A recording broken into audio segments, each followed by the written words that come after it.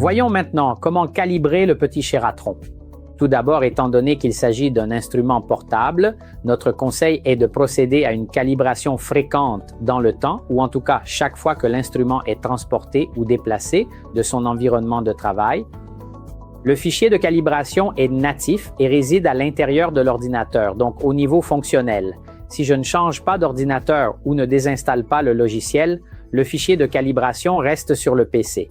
Ainsi, le programme ne m'indique pas quand effectuer la calibration. C'est à l'utilisateur de la réaliser. Et nous recommandons de le faire au moins une fois par mois. Comment procède-t-on à la calibration?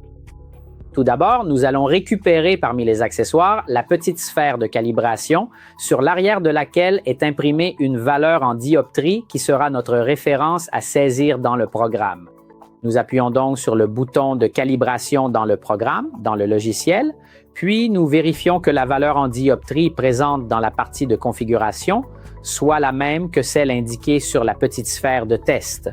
Nous ajoutons donc un 4 pour obtenir la même valeur, 43 ou 44, nous validons, et ensuite le programme nous informe que si nous avons le cône d'acquisition avec le capteur loin près, les étapes de création du fichier de calibration seront 2.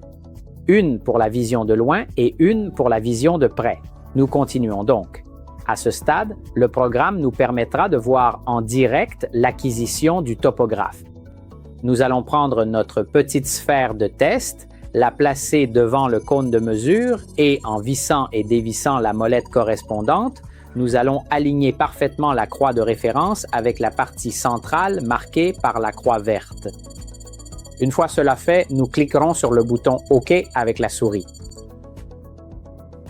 Le programme nous demandera si la sphère de calibration a été nettoyée avant cette calibration. Nous répondrons oui, et si les mires ont été parfaitement reconstruites.